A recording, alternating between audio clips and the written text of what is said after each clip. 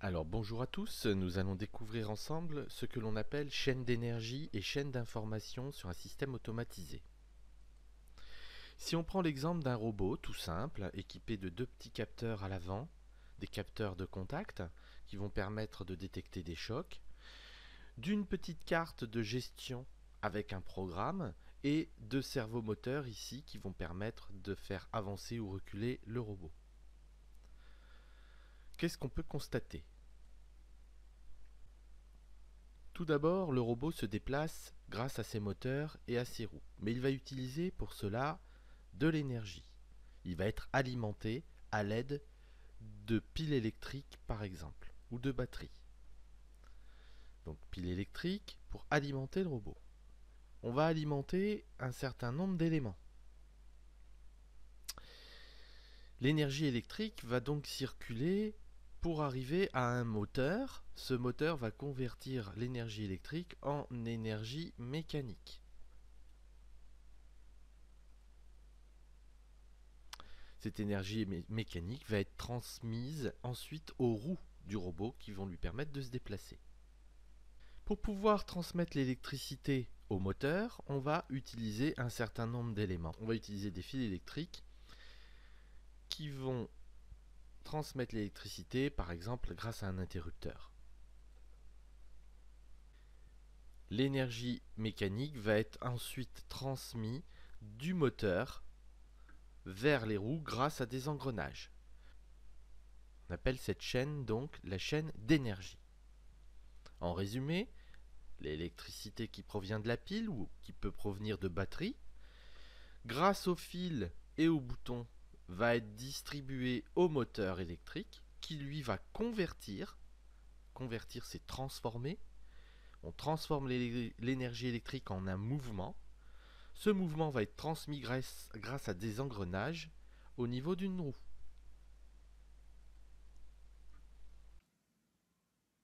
Alors, si je regarde le M-Bot maintenant en détail, je m'aperçois qu'il est bien équipé d'un bloc ici de batterie rechargeable, relié par des fils électriques pour transmettre l'énergie électrique au moteur.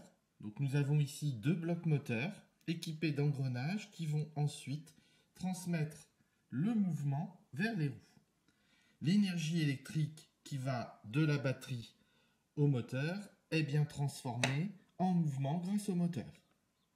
Voilà, nous avons découvert la chaîne d'énergie à l'instant. On va essayer de comprendre maintenant comment ce robot peut fonctionner en termes d'information, car il va recevoir des informations.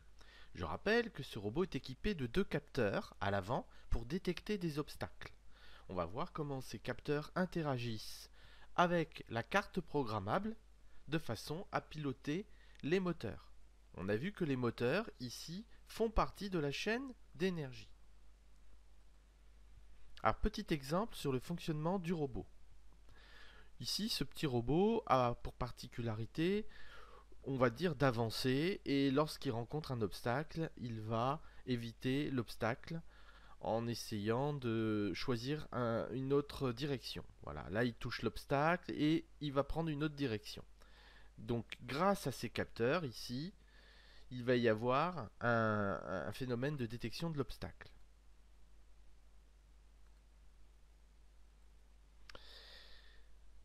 Donc pour utiliser ce robot, on va le mettre en action avec un bouton pour la mise en route du courant électrique, et le robot, s'il détecte un obstacle, il va utiliser ses capteurs de détection. Cette chaîne d'information se situe avant la chaîne d'énergie. Au départ, on a la mise en route ou l'arrêt du robot, puis la détection d'un obstacle soit vers la droite ou la détection d'un obstacle soit vers la gauche.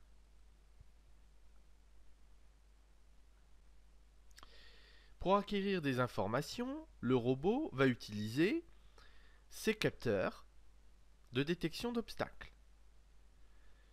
Une information va être alors transmise à la carte électronique qui va traiter les informations. Pour cela, la carte a été programmée. Elle va utiliser un programme de type bloc, par exemple Scratch, mais on a d'autres programmes existants. Nous avons vu précédemment aussi, on peut programmer avec des logigrammes.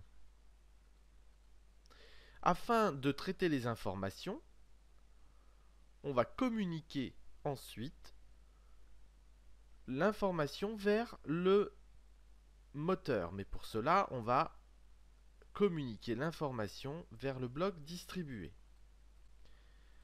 Ce sont les ordres qui vont piloter le moteur de droite ou le moteur de gauche afin de faire tourner le robot à droite ou à gauche.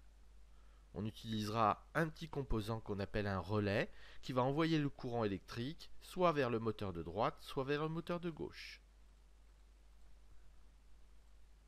Voilà, nous en avons terminé avec cette chaîne d'informations ici. Donc je répète, les capteurs vont détecter un obstacle, on va acquérir une information qui est un obstacle devant soi. La carte programmable avec son programme va pouvoir traiter et envoyer les informations, c'est-à-dire envoyer du courant électrique au moteur de droite ou de gauche, qui va ainsi faire déplacer le robot à droite ou à gauche pour éviter l'obstacle.